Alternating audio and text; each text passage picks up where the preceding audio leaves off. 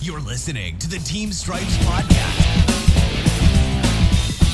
Hey, everybody. Welcome back to episode 94 of the Team Stripes Podcast, proudly presented by Acme Whistles, helping you make the big call since 1870. The legendary Acme Thunderer is now available in matte black. As always, I'm joined by my co-host, Ross. Ross, how are you today? Not too bad. No complaints. Finals week, got through that. Got my grades posted. Enjoying 2 weeks off until summer classes start. So I'm good. The grind never stops with school, does it? No, it doesn't. I have 6 classes left though. So come December, I will be celebrating graduation. Hells yeah. That's good news. Might as well just hop right into it. The New York Rangers and Tom Wilson incident. We talked about it last week. Yeah, we talked about last week. We recorded, I guess, the day of the game right before the game happened. And we both said that nothing would probably come of it because the Rangers have nobody that can fight. And boy, oh boy, were we wrong. Yeah. First of all, I do want to say that the guys on the broadcast said multiple times that had they suspended Tom Wilson, none of what happened last Wednesday would have happened. And it's basically what we said in the podcast was if they would suspend him, nothing would happen, whatever. But so we have right off the rip, opening face-off, 3-on-3. The referee's yelling at everybody, at the defenseman not to get involved as they have even more fights. I actually asked somebody, did you guys know that they were going to go right off the rip? And their response was, well, we kind of had a feeling, but we weren't 100% sure. So, we had that. And then Tom Wilson's first shift, Brandon Smith gets the 2 minutes for instigating, 5 minutes for fighting, and the 10-minute misconduct penalty. Obviously, Wilson knew he had to answer the bell. And then Chicklets, I think, had the tweet of the night when Wilson left the game with his, I think Chicklets said his torn motivator. Yep. So let's be honest, he played a period. He got in one fight. They were going to rag on him the whole game. So the Capitals coaching staff probably just decided to say, hey, you're injured and you're not playing the rest of the game. Yeah, I mean, honestly, I think that was the best response from a team. Obviously, they lost most of the fights, but it's still the Rangers, yeah. I mean, but it was still the simple fact of like, hey, you know what? You stuck up for a teammate, like. Yeah, and that's the thing, like, and you have to do that kind of stuff, regardless of if you're a fighter or not, whatever. But if you feel like you got to stick up for your team, you got to stick up for your team. So, mad props to the Rangers for taking it into their own hands. I think the crew that was on the game, Saracolo, Daisy, Luxmore, and Walshy did a hell of a freaking job getting through the game, because it could have gone a heck of a lot worse. But the 4 of those guys did their job, and they did a really good job managing the game. I think once obviously everything got out of the first period, there was really not much left in the game until Buchnevich decided to try to take a guy's head off, which he ended up getting suspended for.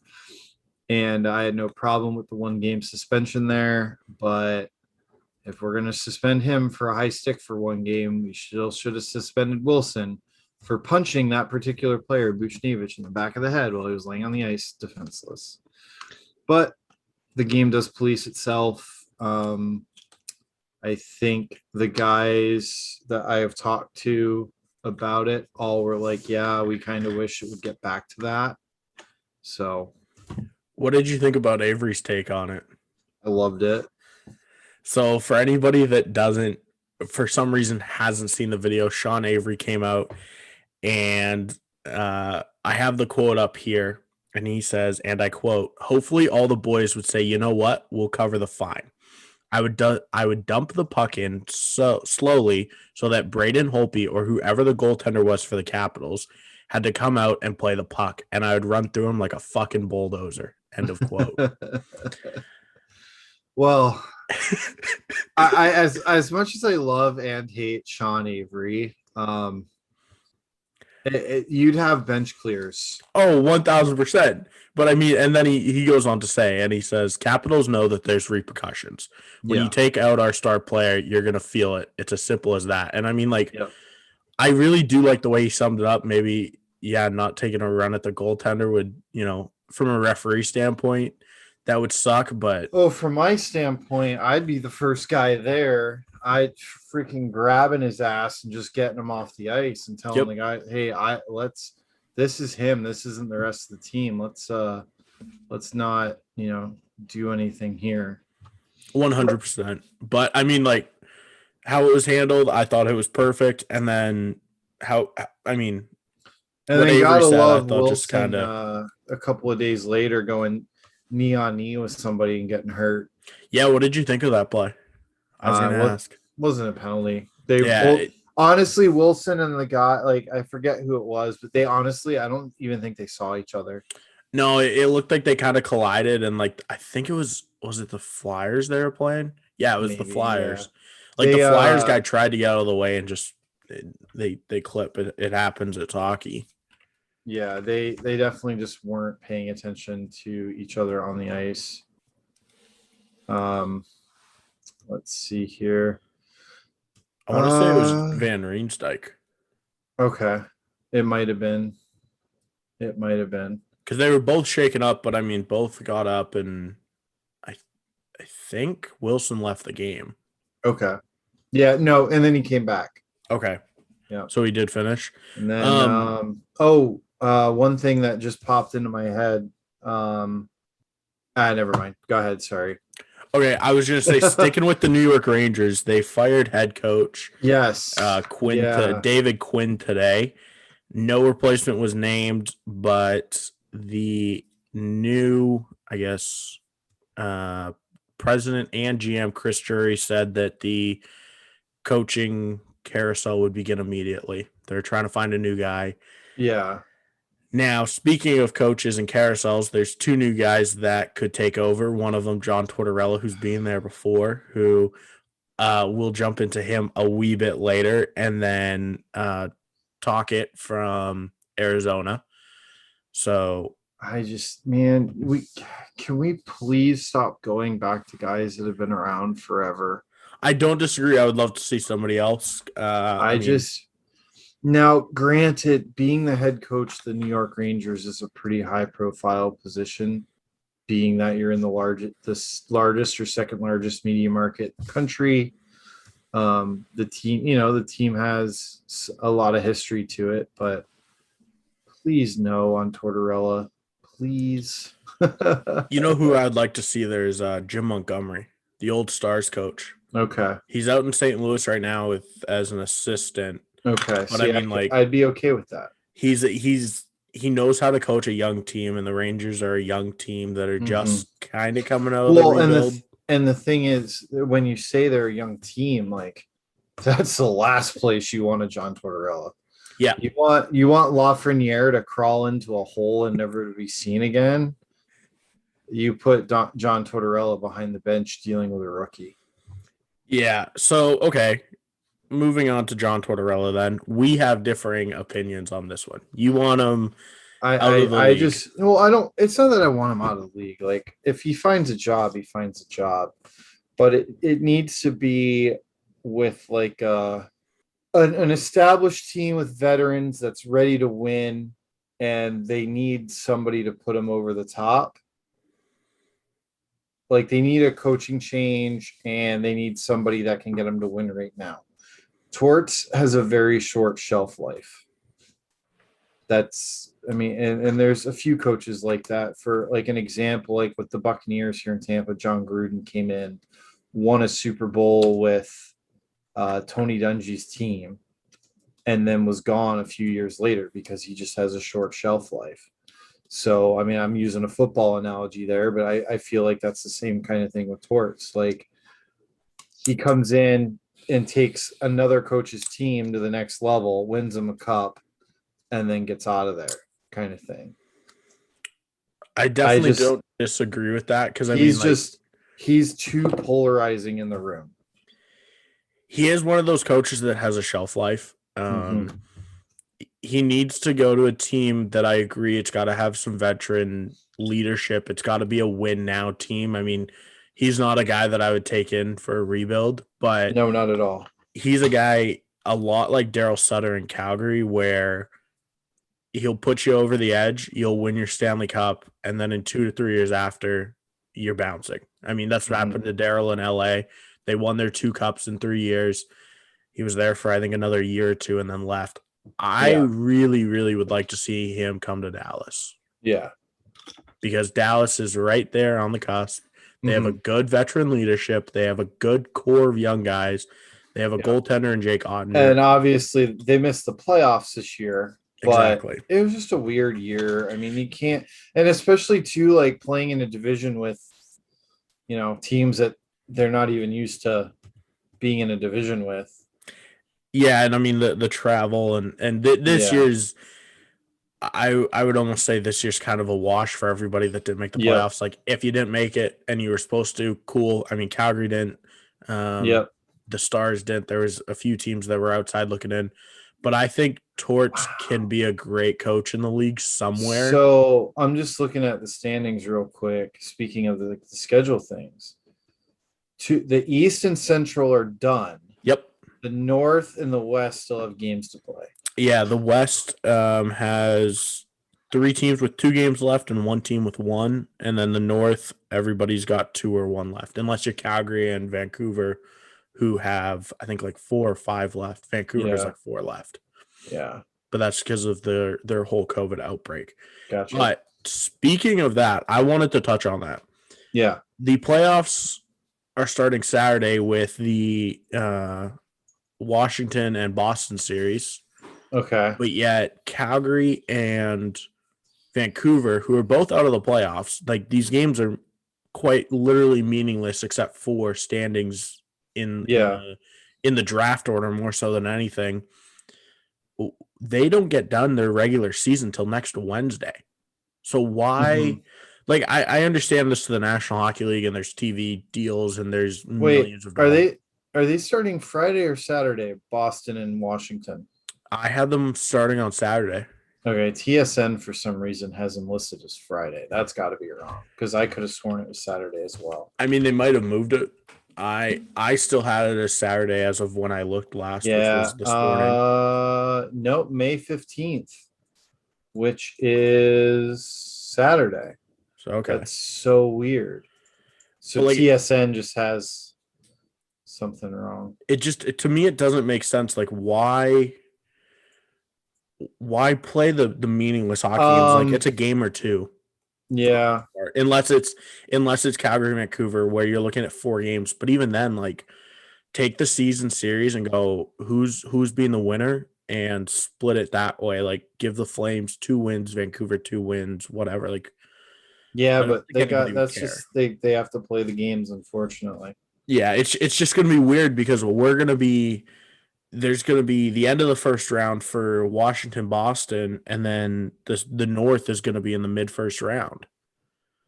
So now it's okay. Are we starting the second round early? Well, no, the NHL traditionally waits till all the teams are done playing each round. Yeah, but key word here is traditional. Yeah. I mean, nothing about like this year. game one of the playoffs is Saturday, May 15th, and then Sunday, Tuesday, Wednesday, the 16th, 18th, and 19th, Vancouver and Calgary got to play games. Yep. And Edmonton is a playoff team, and they can't start the playoffs because they have to play Vancouver on that Saturday. Yeah. So I mean, like to me, like those games don't make sense to play. Mm-hmm. I mean, well, I get that part of it because like the Oilers cannot catch the Leafs, and Vancouver's can't catch Montreal, who are in the playoffs. Yeah. So it's like, why waste that game? Like, why? Like, I understand why it's for the TV and for all that money, but like at the same time, if I was a player, I would be A-okay with just going home a few weeks early. Yeah. Like you're out of the playoffs. You had a short, you had a short-ish offseason, especially if you made it into the bubble. Like, Yeah. who cares about the 4 or 5 games that Vancouver has to play? It's a money thing. It's a league thing. I mean, it'd just be weird to have all the teams play 56 and then a couple of teams not. Yeah, play, because then when it comes down to drafting, it's like, oh, well, Yeah. how do we seed and whatnot? Yep. I get why they play it. I think I could also see the flip side of it of where they just say, let's not play it. Yeah. We'll see. Maybe come Sunday they'll change their mind. Maybe. But I understand now. I do understand the league starting playoffs on Saturday night. They have a primetime TV spot on NBC national that television, night. yeah, and CBC. Yeah. So I mean, like 100%, it makes sense why they're starting it, and I mean, like the East is done. The East and the Central are done. So now we're just waiting on the West and the North to figure their stuff out. But I mean, like in the North, the seedings are done. Like the playoffs are set in the North. The West, the only team that can catch is Vegas and Colorado can flip, and that's about it. Okay. Yeah, I see that. Do you want to move into our playoff preview right now, or do you want to talk about Mr. Connor McDavid, 100 points in 53 games? Well, let's just talk about Connor real quick. Good kudos, dude. Good job. Yeah, I mean, I think you called it at the start of the year, saying somebody would get to 100 points this year. Yeah. It was either 100 points or 50 goals. Somebody was going to do it. And it was either going to be McDavid or Matthews. And sure enough, they did it. Yeah, so, I mean, hats off to McDavid. 100 points, 53 games. That's just a shade under 2 a game, which to me is absolutely insane, you know, to make it look that easy. Mm-hmm. And then Matthews gets he's at over 40 now, right? Oh, yeah, he's been at 40 for a hot minute. I couldn't tell you the exact number. 40? Hold on, let's see here. He's stuck at 40. Yeah, with 1 game left. 1 or 2 games left. left. McDavid's got 2 games left. He could catch him. He's got 33 if he pops a couple in net. That would be insane if he scored 7 over 2 games. Yeah, if he just went off, it said, screw it, I'm going to win the scoring title. But then again, we've seen it before. Like, I wouldn't be overly surprised. Yep. But let's move on to the playoff preview. Where do you want to start? The Central or the East? Speaking of stats, do you know who the penalty minute leader in the league is? Let me guess. Tom Wilson? Yeah. Oh, that was a tough one. But it's funny, though. He's only got 96 penalty minutes. No. Yeah. Max Domi has 75. So that means McDavid has more points than Tom Wilson has penalty minutes. That's pretty crazy to think about because, like, the amount of 10s and like game misconducts which go down is 20. Yeah. Like, that doesn't leave that many minor penalties in there. Mm-hmm. Nope. So Tom Wilson either goes way over the line or he's an angel that night. Yep. It's one or the other. Good to know. But where do you want to start? The Central or the East? Okay, so let's go to the East first. Okay, so in the East, we have Pittsburgh, Washington, Boston, and the Islanders. I'm blown away that Pittsburgh won the division. They won in the tiebreaker nonetheless. They for regulation wins. Yeah. I haven't seen a tiebreaker, I don't think, ever for first, since I can remember. I don't know. Like, I can't remember one. But so the Pittsburgh Penguins are playing the Islanders, and then obviously Washington, Boston. Well, I as far as Pittsburgh goes, I think they need to be aware of the Islanders. The Islanders are a good team. I mean, they only finished 6 points back, 4 wins. Yeah, looks like difference. Yeah, so 3 wins is 6 points. So yeah, that's the closest division, I think. Yeah, from first to last, the closest division is the East because all 3 of them are in the 70s for points. Yep. I think any one of the 4 teams can come out of the division. There's no clear cut. This team's going to win. So in the first round, I have the Islanders beating Pittsburgh in 6. Okay. Yes. Yeah, I can definitely agree with that. And I think Boston, Washington's going to go 7. I have Washington in 7, but at the same time, I would not be shocked if Boston won in 6 or 7 just because it's Boston. The only But question for me with Boston is their goaltending. the same could be said though for Washington. Yeah, true. Very true. So I mean, like that series is going to be a complete back and forth battle. If a team jumps out to a 2-1 series lead, I mean, we can look at statistics. I think it's Yeah, like I mean, it could 66% go. chance, but It could go game for game. Like 100%. And I think it will. Like that's why I have them going 7, and then I Mhm. have the Islanders in 6, just because I think Pittsburgh is just not quite deep enough. they somehow won the division though, which I didn't realize that they were. But that's how much I haven't been paying attention to the standings. But then they've won the division, but like we said, there's only a 6-point difference between first and fourth in this division. Yeah, That's 3 wins. Like that's it. yeah, So like Boston even is 2 points in an overtime loss out Yep. from first place. So like it's one of those divisions where all 4 teams, whichever one advances, Mhm. I mean it was just going to be on whoever is on that night. Yep. It's gonna come down. Honestly, it'll probably just come down to who has the hotter goaltender. Yep.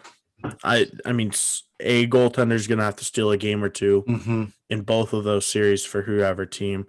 Yep. But do you want to move on to the Central? Yeah, dude. So we have Carolina playing Nashville, and for the first time ever, we've been waiting 27 years for this. The Lightning to play the Panthers in the playoffs. The Battle of Florida. So the Lightning kind of limped into the playoffs a little bit. They lost their last 3 regular season games. If they would have won them, they would have won the division. Carolina lost their last 3, and somehow the Panthers won their last 6 games. And then the Lightning did make history the other night for the first time ever, and all African American hockey. All minority. I shouldn't say African American because I think all 3 of them are Canadian. An all minority line started a hockey game. So very cool. History was made there.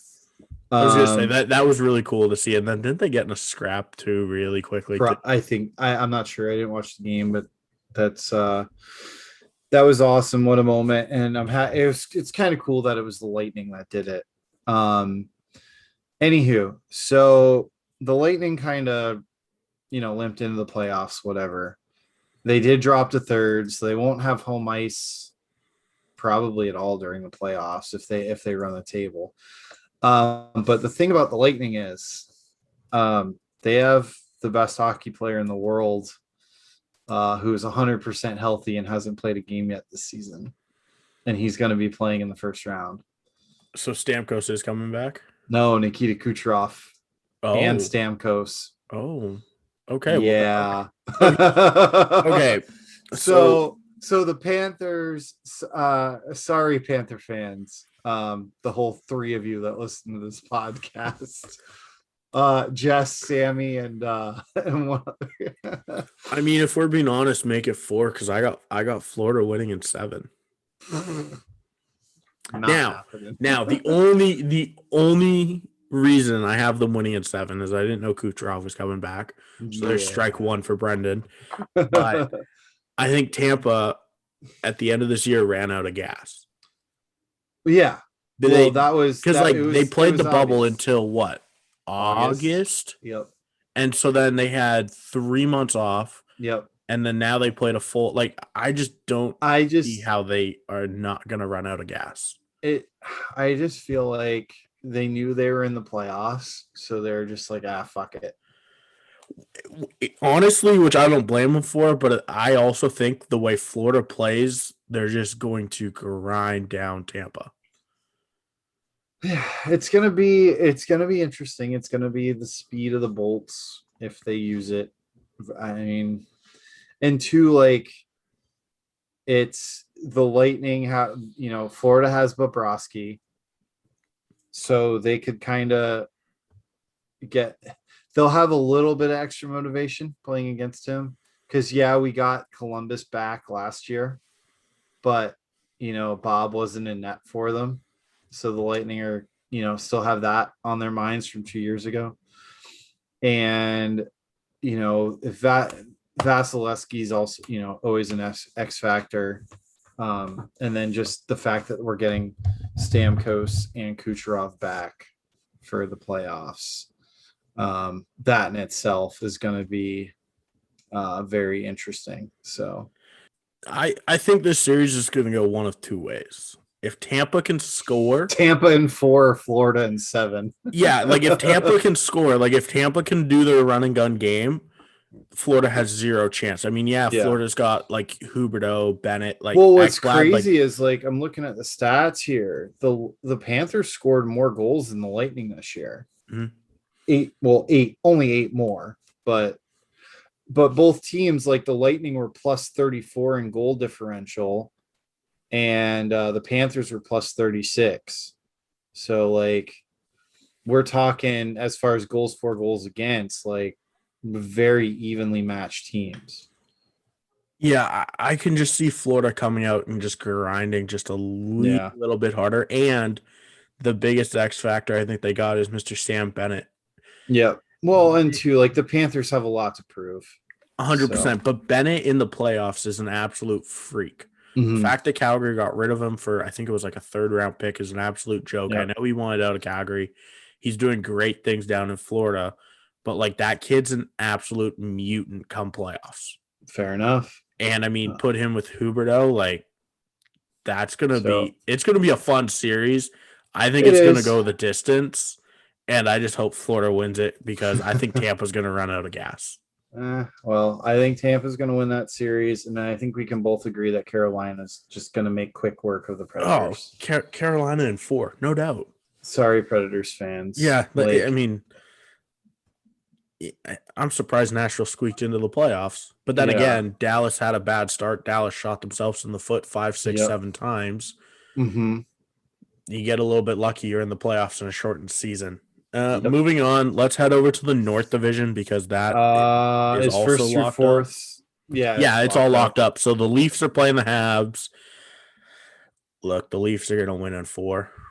4, maybe 5 if Carey Price steals a game. Yeah, I mean, Montreal limped into the playoffs. Yeah, literally. It's just going to be a matter of what Carey Price shows up, and that determines how long the series is going to go. There's no way the Leafs aren't beating the Canadiens, but depending on which Carey Price shows up could determine how many games it goes. Well, Price hasn't played a game in a month as well.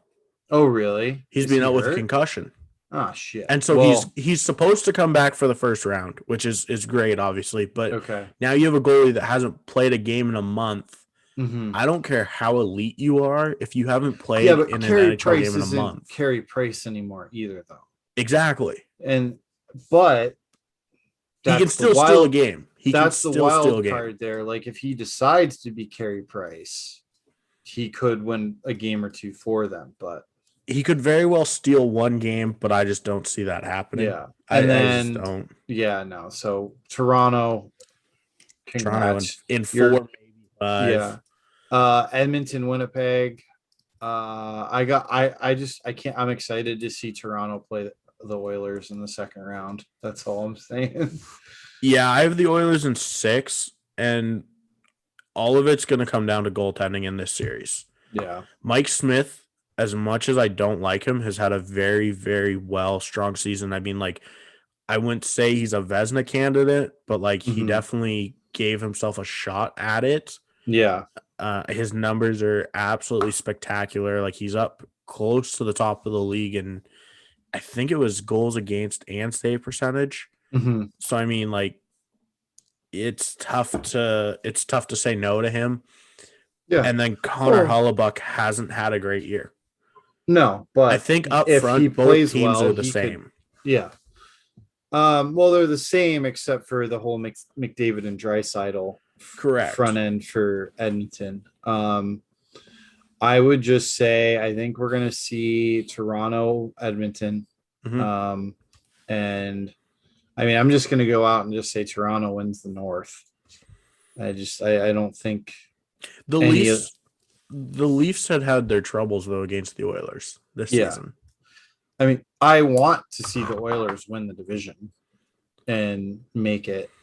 And then, but the other thing too, like, do we know what's going on? Are the Canadian teams going to come into the US? Because I heard a rumor that they're going to do a bubble in Chicago for the 4 Canadian teams.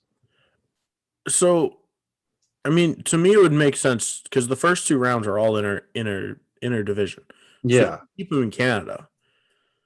Well, for the 3rd round, I think they're going to have to bring the one team down the win, whether it's the Oilers or the Leafs. Yeah. They're going to have to bring down the team where they put them.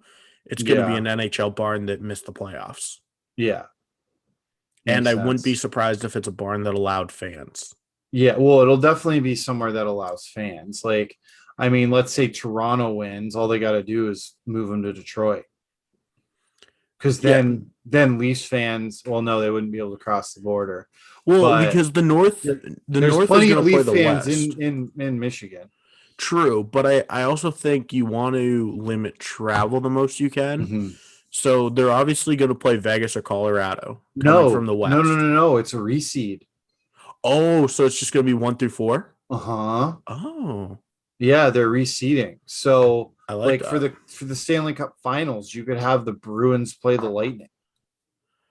Okay. Or you could have you could have Colorado playing Edmonton. Yeah.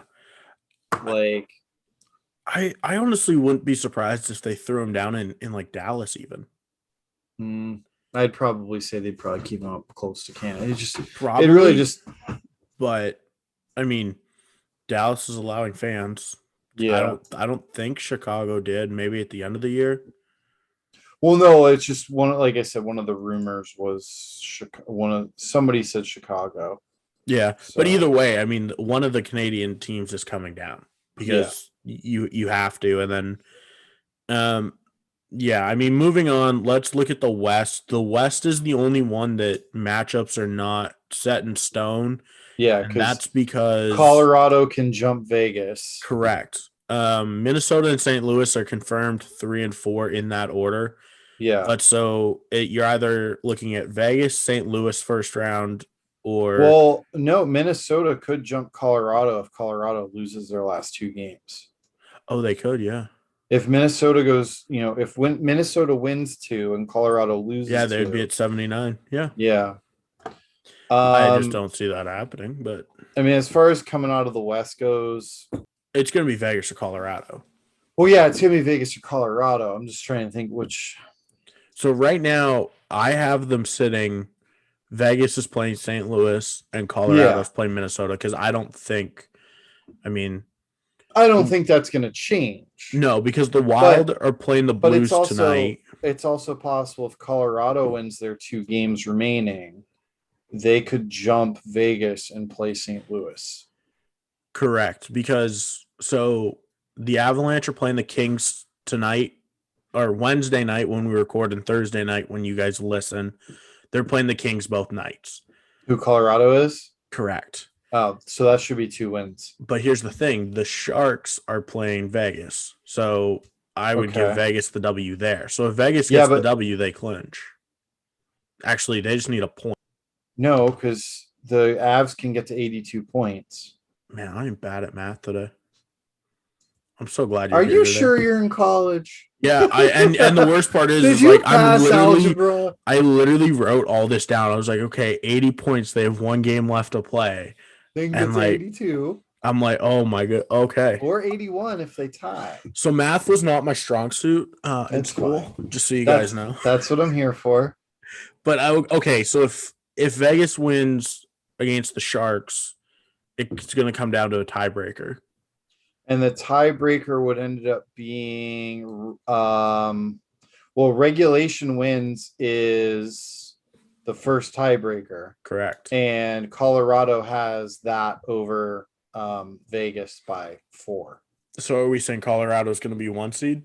If Colorado wins both games and Vegas wins 1, Colorado wins the division. Okay. Well, Vegas either wins or they don't because they only have the 1 game left. Yeah. The Wild are playing the Blues. as long as the Blues win, like If the we're Blues set. win one of the two games, Minnesota's stuck at third. Correct. And they play back to back. They play tonight and tomorrow. Okay. So we'll know all these seedings, we'll late know by tomorrow Friday. evening. Exactly. And honestly, maybe we can do just a quick record on Friday. Yeah. But as of right now, ooh, we can do our brackets on Friday. I'd be down. We can do a bracket show. But as of right now, let's just say the standings stay the same. Some miracle happens in hockey. Vegas is going to play St. Louis. Colorado is going to play Minnesota. I have Vegas and Colorado both winning in 4, no questions asked, no matter who they play. Like if Vegas plays Minnesota and Colorado plays St. Louis. Like to me, the difference between in this like division, the top end talent, which is Colorado and Vegas, were leaps and bounds better. I don't know. Minnesota always gives Colorado problems. Fair. I don't think it'd be 4. Obviously, Colorado and Vegas are going to win. Could be 4, 5, or 6. I don't see either series going 7. I have confidence in Colorado that they can wrap it up in 4. Okay. I think they would get into the playoffs and say, okay, enough joking around. Yeah. Like when Colorado's on, Colorado is on. Yeah. So to be honest, I haven't watched them too much this year. I just know that it's one of the when we get to the playoffs, anything can happen. Exactly. Watch us be completely wrong on everything. Watch St. Louis and Minnesota win, and then Nashville. Watch Nashville win the Stanley Cup or something. Yeah, right. Like watch Nashville sweep or Montreal says, "Screw you guys. Yeah, we got 58 points. We're gonna win the cup." Yeah, that would just be bananas. Exactly. But I mean, unlikely for sure. That's the best part about hockey, though. Is we don't know who's gonna win it. Any given round, one team can win. Yep. As I think the old saying in playoff hockey goes, is all you have to do is get a hot goaltender. I mean, Look at the Stars last year. They came into the bubble. They didn't look like a team that was going to go deep, and then they go to the cup final and lose in, 5 or 6? Yep. So Khudobin and Ottinger. Yeah. I mean, anything can happen. This is honestly the best time of year, I think, for hockey. But for sure, it's the playoffs. What's better than that? Really quick, before we end this episode, I just wanted to again touch on Tampa with the all minority line. Okay. I just like to me that is awesome because we are trying to grow this game of hockey. Yep. Obviously, I think for the longest time, it's always being it kind of like golf where you got to have a little bit of money to play. Okay. Well, I'm glad you bring up the money thing. Sorry to cut you off. No, you're fine. So I actually got into a discussion on a social media platform. I'm not going to say which one.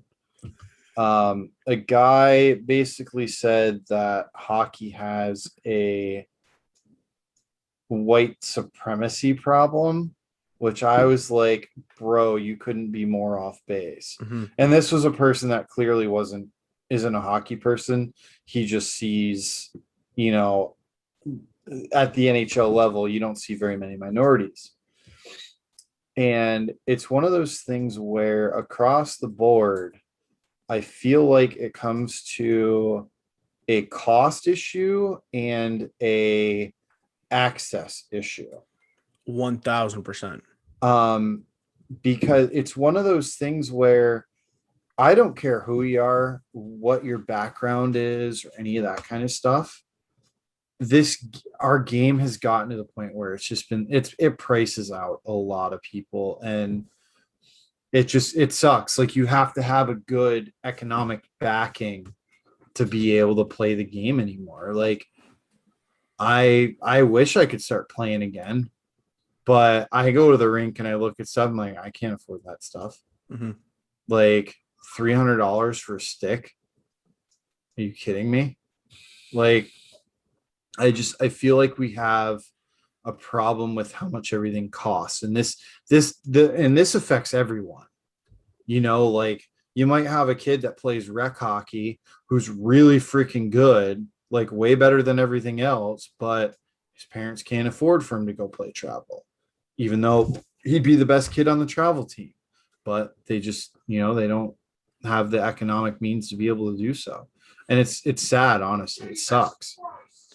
Yeah, and I mean, I'm not going to speak for the rest of the country. I can speak for Dallas. I think they do a damn good job of for your travel teams. A lot of them have scholarships. Mm-hmm. So if you can't pay the full fee, you can apply for these scholarships. Now, I don't know, if there's 5 scholarships per team or if it's like 2 per organization.